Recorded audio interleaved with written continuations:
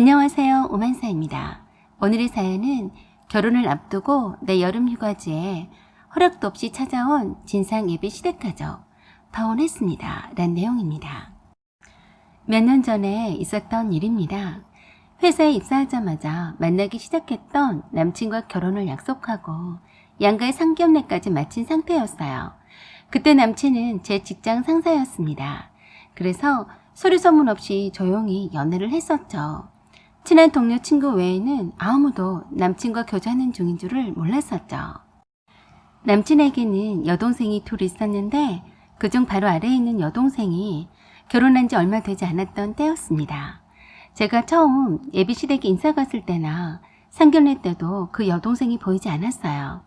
예비시댁과 멀리 떨어져 살고 있어서 못 왔다고만 했습니다. 막내 여동생은 인사 가기 전에도 몇 번 함께 만나본 적은 있었어요. 결혼 전 마지막 휴가일지도 모르는 터라서 번잡하지도 않고 조용한 곳에서 보내고 싶었어요. 그래서 회사 복지회원권을 이용해서 강원도 산중에 있는 리조트에 신청했는데 바로 승인이 떨어졌습니다. 혹시 몰라서 5인실로 신청했더니 방이 3개에다가 안방 욕실까지 갖춘 고급스러운 리조트였어요.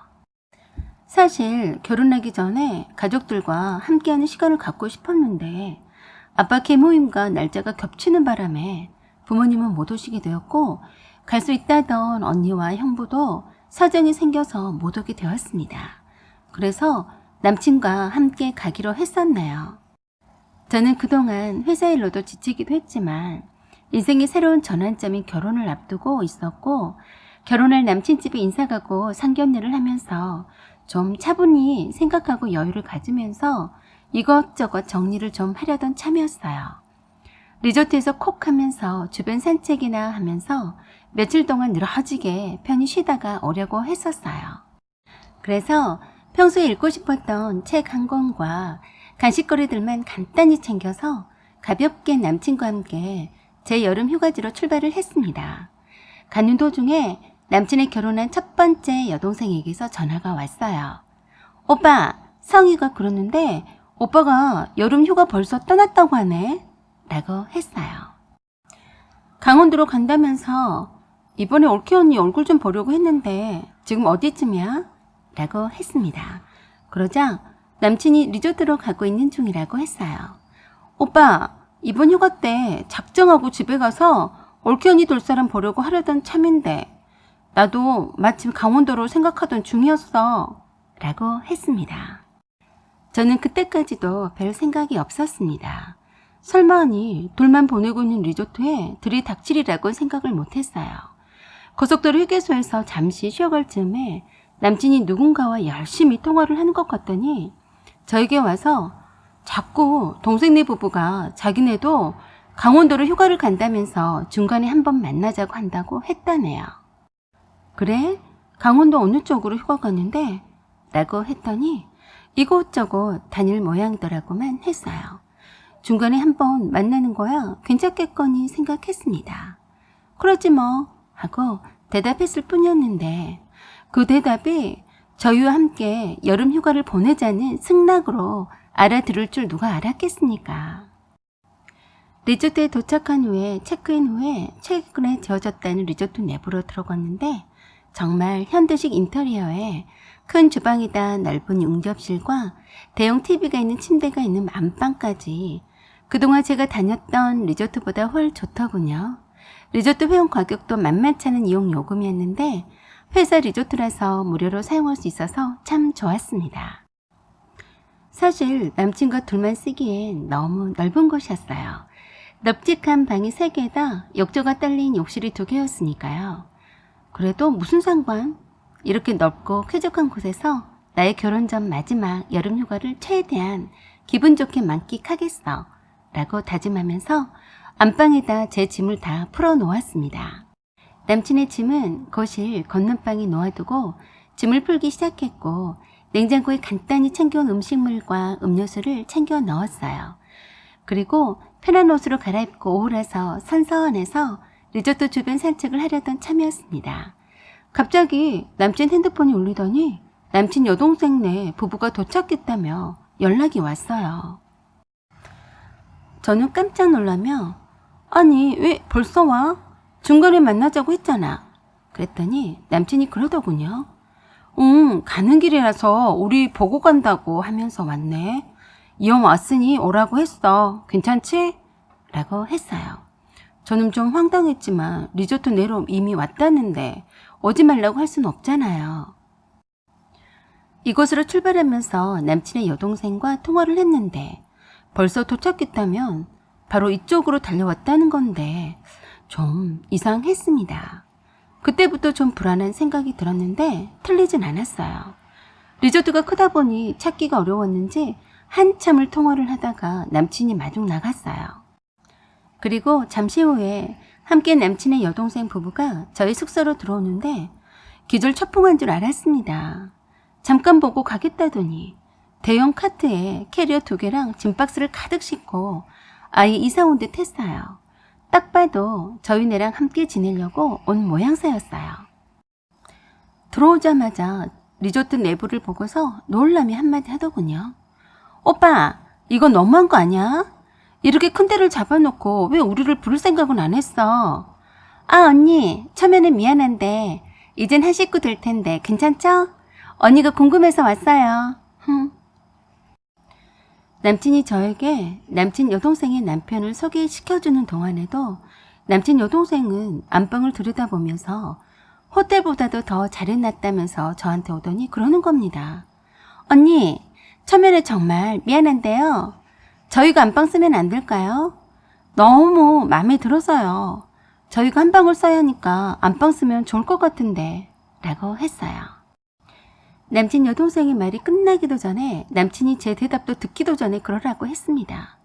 그걸 보던 남친 여동생의 남편이 그 무슨 예의 없는 행동이냐며 작은 방을 쓰자고 했어요. 그랬더니 남친 여동생의 말이 웃겼어요. 아니, 아직 결혼 전이라 언니가 혼자서 저 방 혼자서 쓸 것 같은데 혼자 쓰기엔 너무 크고 아깝잖아. 그래도 우린 신혼인데 둘이 쓰는데 이런 멋진 곳에서 하루라도 지내봤으면 좋겠는데 안 그래 언니? 그래서 제가 속으로 그랬네요. 나 니네들과 함께 여기서 지내자고 한 적 없거든? 이라고 생각했습니다. 제가 그래서 대답했습니다. 사실 안방을 저 혼자 쓰려고 짐을 다 풀어놨어요. 중간에 잠깐 보러 온다고 들었는데 여기서 저랑 오빠랑 함께 지내려던 참이에요? 하고 뜻밖의 질문에 남친과 남친 여동생은 약간 놀란 듯 했습니다. 그러자 남친이 그러네요. 이쪽 근처로 휴가 오고 싶다고 해서 방도 남으니까 함께 지내자고 했어. 신혼부부니까 안방 쓰라고 하자. 라고 했습니다. 남친이 그렇게 나오는데 제가 속 좁게 뭐라 할 수가 없었어요. 그렇지만 속이 상했어요. 내가 신청해서 휴가 온 내 여름 휴가지에서 내 허락도 없이 무작정 찾아와서는 내 방을 찾아다니 기분이 좀 언짢았습니다. 제가 마지못해 억지 웃음 지으며 안방을 사용하라고 하면서 제 짐을 치우고 있는데 남친 여동생이 안방을 활개치며 완전 행제네. 다음부턴 오빠네를 쫓아다녀야겠네. 언니 괜찮지? 라고 했습니다. 여동생의 남편은 저에게 연신 죄송하다며 머리 숙였어요. 안방에 있는 제 짐을 남친이 함께 치워주며 자기 여동생네 부부의 짐을 들여다 넣어주는데 참 얄미웠고 화가 났습니다. 남친이 쓰려던 거실 건넌방을 저에게 선심 쓰듯이 사용하라며 자기 짐을 빼고 제 짐을 그쪽 방으로 옮기더군요. 저는 방에 남친을 데리고 들어가서 한마디 했습니다. 왜 내 허락도 안 받고 동생네를 부른 거야? 라고 했더니 아까 허락한 것 아니었냐면서 여기까지 왔다는데 어떻게 모른 척 하냐고 해서 어이없었습니다. 아니 작정하고 여기 들어오겠다고 하면 오빠가 동생 잘 구슬려서 보내야 할 것 아니냐고 했어요. 갈 곳이 정해져 있지도 않다는데 그럼 어떡해. 우리 함께 있고 싶은 눈치인데 어떻게 모른 척하니? 네가 언니니까 마음을 너그럽게 써. 그래 동생들한테도 점수 좀 딸 거 아니야. 라고 하더라고요. 정말 어이가 없었어요. 그래서 그랬어요. 미안하지만 네 동생한테 점수 따고 싶은 생각 요만큼도 없어. 착각하지 마. 라고 했어요. 그리고 정신 사나우니까 제 방에서 나가라고 했습니다. 웃기고 있네. 내가 여름 휴가로 왔지 네 동생들에게 점수 따러 왔니? 라고 속으로 생각했어요. 이 넓고 쾌적한 리조트 안에서 편안히 휴식을 취하려던 계획은 오자마자 물거품이 되어버렸습니다. 남친의 여동생이 신나서 거실을 활보하며 주방에서 이러쿵저러쿵 하는 소리며 욕실도 크다며 좋다고 떠드는 소리를 들으며 저는 제 방문을 열어놓지도 못하겠더라고요. 조금 후에 남친 여동생이 노크도 없이 벌컥 문을 열더니 이 방도 꽤 크네. 베란다도 있고 경치 죽여준다. 언니 정말 좋은 데다가 숙소 잘 잡아놨네 라고 했어요. 하면서 천진난만하게 말하는데 참 속이 없어 보였습니다. 초면인 오빠의 약혼녀한테 예의가 하나도 없어 보였어요. 한두 살 먹은 어린애도 아닌데 결혼까지 한 여자가 저리도 처리 없이 행동할까 싶어서 너도 한 남자 인생 잘 말아 잡술지 모르겠구나 하고 생각하면서 여동생의 남편이 안 돼 보이기까지 했습니다. 남친의 여동생은 편한 핫팬츠에 민소매 티만 입고서 자기 집처럼 활기를 치면서 다녔어요. 그런데 저는 여동생의 남편도 있는데 초면인데 예의 없이 짧은 반바지에 민소매를 입을 수 없어서 컬린 긴 바지에 반소매 티셔츠를 입었습니다. 조용히 리조트에만 있다 갈 참이라서 옷도 많이 챙겨오지 않았었네요. 그런데 여동생은 얼마나 작정하고 왔는지 안방 북박이장에 원피스며 모자며 한 몇 달 살다 갈 사람처럼 옷을 줄레줄레 걸어놨더군요. 이걸 보니까 처음부터 작정하고 온 것인 줄 바로 알겠더라고요. 여동생의 남편이 저녁 식사는 초대해준 보답으로 대접하겠다고 해서 밖으로 나갔는데 거기는 산중이라 따로 식당이 없었고 국내 레스토랑만 이용할 수 있었는데 가격이 어마어마한다면서 차라리 국내 편의점에서 장을 봐다가 해먹자고 남친의 여동생이 그러더군요. 사실 편의점에 가봤자 살 게 시원한 음료수나 맥주엔 일회용 반찬 정도이지 장 봐서 요리해 먹을 게 별로 없었어요.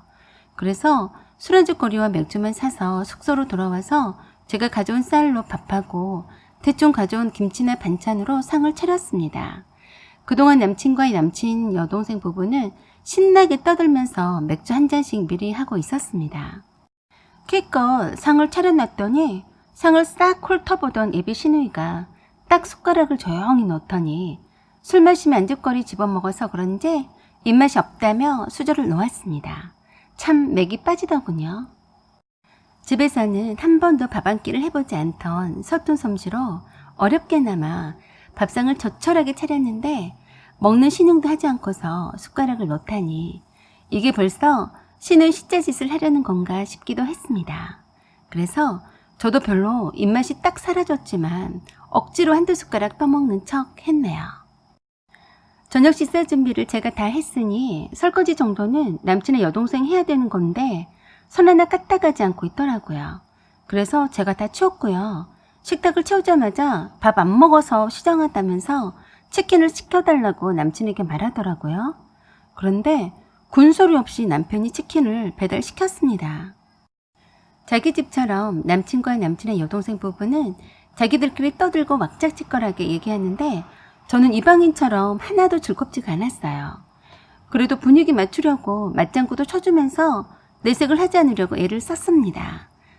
그래, 이번 기회에 시댁 식구들이니 좀 친해보는 계기로 삼자 라고 생각했었네요. 그런데 그 리조트에서 여름 휴가 기간에만 열리는 대형 워터쇼를 하는 걸 알고서는 남친의 여동생이 남친 부모님을 부르고 싶다고 했습니다.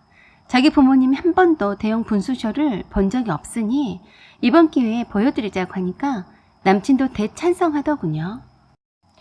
그러자 저에게는 물어보나 마나 하다는 듯이 곧바로 예비 시부모님께 전화해서 내일 아침 일찍 출발해서 오라고 하더라고요. 그러면서 오시면서 반찬거리랑 고기랑 넉넉히 사오시라고 하는데 여기에 먹을 게 하나도 없으니까 많이 챙겨오라고 했습니다. 아마도 저녁상에 먹을 것이 없어서 사오란 말인 것 같았습니다.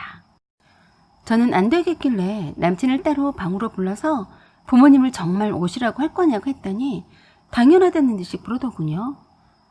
우리 엄마 아빠가 오시는 거 싫어? 너한테는 시부모님 되실 분이야. 지금부터 잘해서 점수 따야지. 안 그래? 그래서 제가 그랬네요. 말끝마다 점수 따야 한다고 하는데 내가 너랑 결혼하는데 점수가 부족하기라도 하는 거니? 그리고 내 여름 휴가인데 왜 자기 맘대로 식구들을 불러 모으는데? 라고 했더니 어처구니없는 말을 했어요. 너 알고 봤더니 정말 속이 좁은 애였구나. 네가 좀 더 양보하면 서로 화목하고 좋잖아. 왜 그러냐? 하면서 웃기다는 듯이 말하고 방을 나갔어요. 그런 남친의 태도에 화가 나서 제 방에서 나오지 않았는데 자기네들끼리 하하호호 떠들면서 밤새도록 술 마시면서 놀고 자빠졌더라고요. 저도 어느새 잠들었다가 아침에 일어나 보니 거실이 난장판이었어요. 예비 시부모님이 출발하시면서 전화를 하신 것 같았는데 남친이 잠에 빠져서 자느라 전화를 받지를 않더군요. 술에 취해서 방문을 다 열어놓고 대자로 퍼져서 전화벨이 울려도 모르더라고요. 그래서 제가 전화를 받았더니 왜 전화를 받지 않냐고 화를 내시는데 민망해 죽는 줄 알았습니다. 어머니 저 미정이에요. 지금 오빠가 아직 술에 취해서 잠든 거라서 전화를 못 받았나 봐요. 라고 했어요. 그래 미정이냐? 지금 시간이 10시가 넘었는데 아직도 안 일어났어? 지금 새벽부터 출발했으니까 곧 도착할 게다. 도착하면 또 전화할 거다. 라고 하셨습니다. 생각보다 부지런한 시부모님 때문에 깜짝 놀랐어요. 얼마나 일찍 출발하셨으면 벌써 도착하신다니. 그런데 거실은 시장바닥처럼 어젯밤 술 먹고 어질러 놓은 차로 여기저기 쓰레기가 널브러져 있었어요. 일단 열심히 치웠습니다. 설거지통에도 하나 가득히 쌓여 있었어요. 하는 수 없이 맥주잔이랑 접시랑 커피 마신 잔이랑 모두 다 설거지를 바쁘게 했어요. 그렇게 난리를 치며 문 열고 청소하고 테이블과 식탁을 닦고 하는 중에도 안방에도 아무 기척이 없었고 남친도 코를 골면서까지 깊이 잠들어서 깨어날 줄을 몰랐습니다. 설거지가 끝나자마자 울리기 시작한 시어머니 전화를 받으라고 남친 귀에다 대주었는데도 아 귀찮아 하면서 돌아 누워서 다시 자더라고요. 어머니가 오셨으니까 일어나 라고 해도 소용없었어요. 자고 있는 모습이 얼마나 얄밉던지 생긴 것도 어쩜 저렇게 못생겼는지 쳐다보기도 싫더라고요. 하는 수 없이 제가 예비 시어머니 전화 받고 마중을 나갔네요. 그런데 두 분만 오신 게 아니었습니다. 남친의 막내 여동생까지 함께 왔더라고요. 남친의 여동생이 어찌나 자기 엄마 아빠랑 함께 오라고 해서 급히 연차 쓰고 해서 왔다고 하더라고요. 저는 말이라도 따뜻하게 잘 오셨다고 하면서 예비 시부모님이 한가득 장을 봐온 짐을 다 들어서 카트에 싣고 함께 올라왔습니다. 그때까지도 일어나지도 않고 퍼질러서 자고 있었어요. 예비 시어머니는 오시자마자 새벽부터 오느라고 아침을 걸렀다시면서 바쁘게 밥을 준비하자시면서 장 봐온 것을 꺼내셨어요. 제가 음식을 할 줄 아는 게 없어서 예비 시모가 준비하시는데 저는 옆에서 서서 거들었어요. 예비 시어머니가 양념에 재워오신 고기를 굽고 야채를 씻고 상을 차려서 아침 겸 점심으로 먹고 난 후에 설거지까지 마치니까 그때서야 남친이 깨어났습니다. 그러자 예비 시어머니가 저에게 아까 고기 남은 걸 볶아서 쌈에 먹으라고 차려주라고 했어요.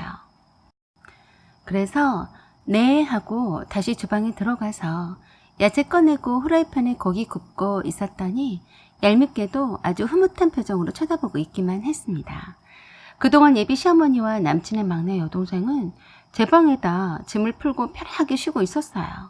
남친이 고기쌈을 맛있게 먹길래 제가 조용히 귓속말 했어요.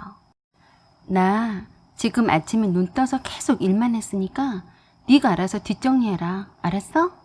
라고 하니까 고기를 끄덕이더라고요. 그런데 막상 제가 쉬러 갈 데가 없었어요. 그 큰 거실에는 떡하니 남친의 아버지가 앉아 계셨고 제 방에는 남친 어머니와 막내 여동생이 짐을 다 풀어놓고 쉬고 있었어요. 안방에 있는 남친의 여동생네 부부도 아직 일어나지 않은 듯 아무런 기척이 없었네요. 그래서 순간 답답해서 모자 쓰고 바깥으로 나갔습니다. 나오니까 숨통이 트이는 것 같았어요. 낮이 되니까 햇빛이 뜨거웠지만 고지대라서인지 바람은 선선했어요. 여기저기를 혼자서 둘러보다가 곤돌라를 타고 산 정상에까지 올라갔어요. 사실 제가 고소공포증이 있어서 혼자서 절대 곤돌라를 타지 않았어요. 그런데 대충 주변 시설을 둘러보다가 사람들이 곤돌라 타려고 줄 서 있는 것을 보고 꼽사리 끼어 타면 되겠거니 싶었습니다. 한 커플과 함께 타고 갔는데 역시나 고소공포증 때문에 정말 힘이 들었어요. 그것도 모르고 사진 찍어달라고 하는 통에 서지도 못하고 앉아서 덜덜 떨면서 찍어줬어요. 그러면서 그러더라고요. 왜 혼자 왔냐고요. 그래서 어젯밤에 술 퍼먹고 다들 아직까지 자고 있어서 혼자 돌아다닌다고 거짓말했습니다. 정상에 금방 도착하니 가슴이 탁 트였어요. 그때서야 남친이 전화를 했더군요. 어디냐고요? 그래서 참 빨리도 물어본다고 했네요. 산 꼭대기에서 바람 쐬고 있다고 했더니 자기 엄마가 저를 찾는다고 하네요. 그래서 왜 찾냐고 했더니 빨리 와서 자기 동생네 부부가 일어났으니까 고기 굽고 상을 다시 차리라네요. 기가 막혀서 제가 그랬어요. 내가 네 동생 밥 차려주러 왔니? 다들 손발이 없는 사람들이야? 숙소에 있는 사람들이 알아서 차려 먹든 해야지. 바깥에서 힐링하고 있는 사람한테 할 소리니?